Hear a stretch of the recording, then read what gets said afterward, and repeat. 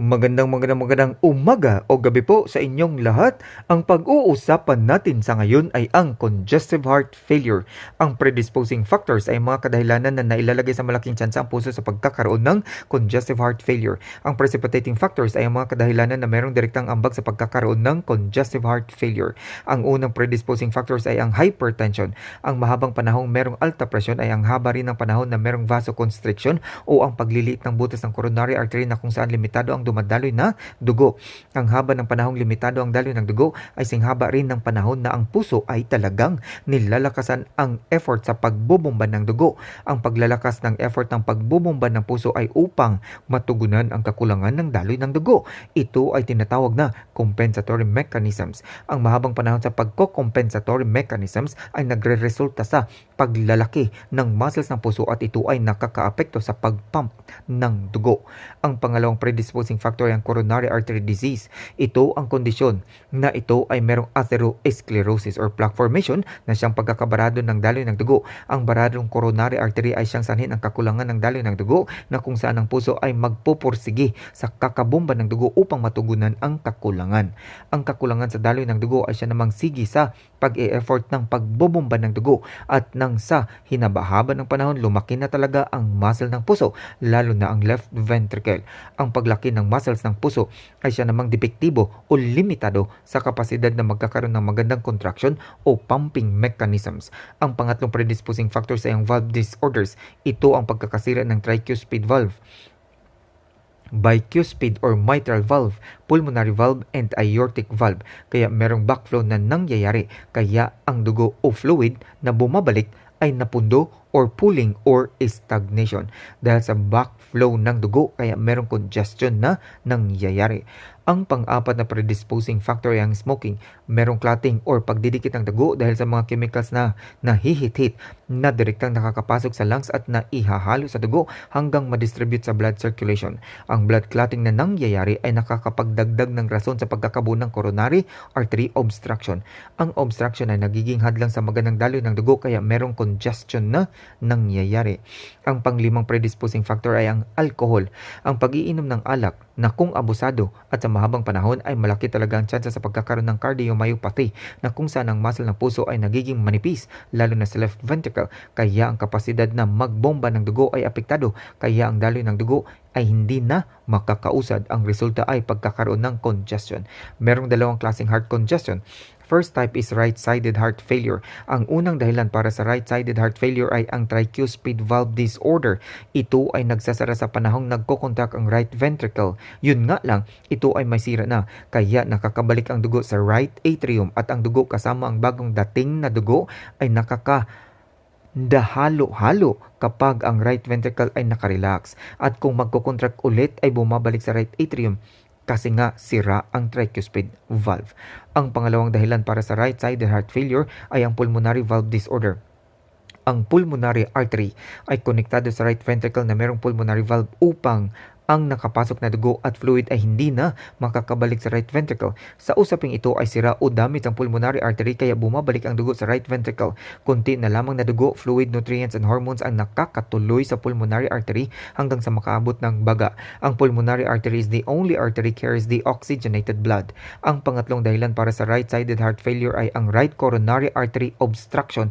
Ang right artery ay ang nagsusupply ng oxygenated blood kasamang nutrients, electrolytes, fluid, and hormones. Subalit sa usaping ito ay barado ang right coronary artery kaya apektado ang daloy ng dugo. Ito ay nakapundo or stagnation or pooling of blood. Ang pangapat na dahilan para sa right-sided heart failure ay ang right ventricle damage. Ang right ventricle ay taga-pump or contracting the blood para maipasok sa pulmonary artery ang dugo. Ngunit lumaki ang muscles ng right ventricle dahil na rin sa mga predisposing factors na kung saan ang pagbubomba ay naging depektibo kaya ang dugo at fluid ay nakatambay sa right ventricle o ang pagkakaroon ng right heart congestion. Ang panglimang dahilan para sa right-sided heart failure ay ang systemic circulation. Ang unoxygenated blood galing sa itaas na bahagi ng katawan ay pumapasok sa superior vena cava at ang unoxygenated blood na galing sa tiyan at sa ibabang bahagi ng katawan ay pumapasok sa inferior vena cava. Ang superior at inferior vena cava ay parehong konektado sa right atrium kaya ang deoxygenated blood ay diretso sa right atrium at dadaan sa tricuspid valve at nang makapasok sa right ventricle. At kapag ang right ventricle nag-contract or pump, ay naitutulak papasok ang deoxygenated blood sa pulmonary valve hanggang sa pulmonary artery. Ang pulmonary artery ay ang nagdadala sa deoxygenated blood papuntang baga upang maging oxygenated blood. Ang baga naman ay inaabsorb ang dapat lamang na nutrients, electrolytes, fluids, and hormones. Ngunit sa usaping ito ay merong sira sa right ventricle, tricuspid valves at pulmonary valves, kaya ang dugo at fluid na nasa itaas, sa tiyan at ibabang bahagi ng katawan ay hindi nakaka-circulate ng maayos. Ito ay karamihang nakatambay o stagnated. Ang sobrang fluid na nakapundo ay ang pagkakaroon ng leg edema, ankle edema, excess fluid in the lungs, neck vein engorgement or jugular vein distension, abdominal distension, weight gain, at ang paglalamig ng balat. Ang pangalawang type ay ang left-sided heart failure.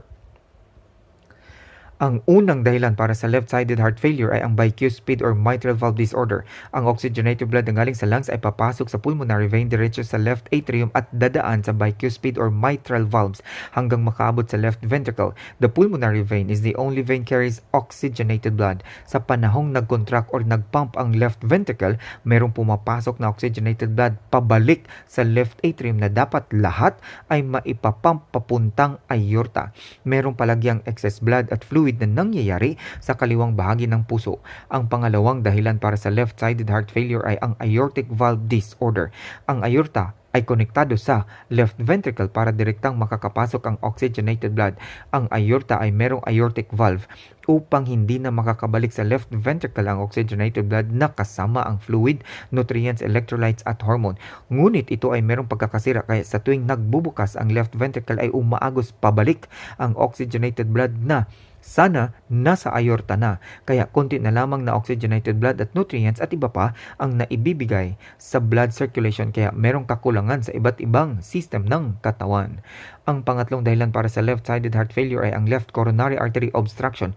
Ang left coronary artery ay nagsusupply ng dugo na kasama ang fluid, nutrients, electrolytes at hormones. Ngunit ito ay naging barado na kaya apektado ang daloy ng dugo at fluid. Merong pagkakaroon ng blood and fluid stagnation or pooling sa kaliwang bahagi ng puso. Ang pangapat na dahilan para sa left-sided heart failure ay ang left ventricle damage. Ang left ventricle ay mas malaki ang muscle kumpara sa right ventricle. Ang laki ng muscles ay siya namang lakas ng pagkocontract or pagpapump upang 100% ng blood ay makakapasok sa aorta. Ang aorta naman ang nagdi-distribute ng oxygenated blood sa blood circulation upang makaabot sa mga bahagi ng katawan. Ngunit ang left ventricle muscles ay apektado dahil sa mga predisposing factors kaya merong depektadong pumping mechanisms of left ventricle. Kaya merong left side of the heart congestion or stagnation or blood and fluid. Ang panglimang dahilan para sa left-sided heart failure ay ang pulmonary circulation. Ang deoxygenated blood na kasama ang fluid, nutrients, electrolytes, and hormones ay galing sa pulmonary artery at papasok sa lungs upang magkakaroon ng oxygenated blood. Ang lungs ay mag-a-absorb ng nutrients, electrolytes, fluid, at hormones na naaayon sa kinakailangan upang maging functional ang lungs. Ang oxygenated blood na kasama ang iba ay papasok sa pulmonary veins, diretso ng left atrium at dadaan sa mitral valve hanggang makapasok sa loob ng left ventricle. At kapag nagko-contract or nagpapump ang left ventricle ng oxygenated blood, fluid at iba pa, ay bumubukas ang aortic valve upang lahat ay makapasok sa aorta. Ang aorta ay ihahatid ang oxygenated blood, fluids at iba pa sa blood circulation at nang sa ganun ay makakaabot sa iba't ibang bahagi ng katawan. Ang kaliwang bahagi ng puso na kung saan konektado ang pulmonary vein, bicuspid or mitral valves, left ventricle, aortic valve, and aorta ay nasira ng mga predisposing factors kaya talagang apektado ang pumping mechanisms ng kaliwang bahagi ng puso lalo na ang left ventricle kaya ang dugo at fluid na nasa pulmonary artery, lungs, pulmonary veins, left ventricle at aorta ay apektado ang daloy kaya merong stagnation or pooling. Ang sintomas ay excess fluid na nasa lungs at kaliwang bahagi ng puso, shortness of breathing, chest tightness, fatigue, easily get tired, less oxygen in the body, coughing oftentimes, productive cough, crackles at iba pa. Ang diagnostic test ay ang chest x-ray, CT scan, ECG, angiogram, 2D echo and ultrasound at iba pa. Ang medical management ay ang pagbibigay ng ACE inhibitors. Ang ACE inhibitor ay pinipigilan ng angiotensin 1 na maging angiotensin 2 kasi ito ay nakakapag-constrict o nakakapakipot ng mga arteries kaya nakakataas ng alta presyon. At kapag ang ACE inhibitor ay naibigay, it decreases the workload of the heart at nakakapag-dilate din ng arteries upang gumanda ang daloy ng dugo. Ang mga halimbawa ay captopril, lisinopril, and trandolapril. Ang angiotensin 2 receptor blockers ay binibigay upang mablock ang angiotensin 2 at nang sa ganun ay walang mangyayaring narrowing of veins or arteries bagkus ay ang pagkakaroon ng relaxation of arteries or veins. Kaya maganda ang daloy ng dugo at hindi na masyadong nag-e-effort ang pumping mechanisms ng puso. Ang mga halimbawa ay ang telmisartan, losartan, candesartan. Ang beta blockers ay ibinibigay to reduce heart rate, reduce the risk of arrhythmias, and improve symptoms of heart failure.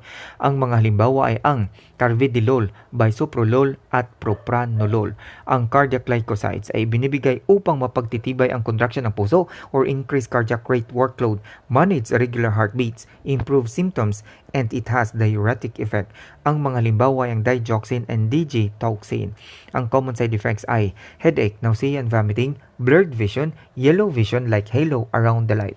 Ang diuretics ay ibinibigay upang mabawasan ang excess fluid at nang sa ganun, makakadalo ng mabuti ang dugo at nang hindi na rin masyadong nag-e-effort ang puso sa pagpapump ng dugo at fluid. Nababawasan ang swelling or edema na nasa paa, tiyan at iba pa. Ang halimbawa ay ang loop-acting diuretics tulad ng Bumex, Lasix at Demodex, potassium-sparing diuretics tulad ng Aldactone, Derinium at Midamor, at ang thiazide diuretics tulad ng Aquatensin, Giocardine and Tricorex. Ang common side effects ay ang dizziness, headache, dehydration, hypokalemia, and muscle cramps. Ang hydralazine ay ibinibigay para magkaroon ng vasodilation at nang gumanda ang daloy ng dugo upang makarelax naman ang puso at mas magaan ang pagpapump ng dugo. Ang halimbawa ay ang apresoline. Ang common side effects ay ang headache, palpitations, dizziness, loss of appetite, nausea and vomiting, and diarrhea.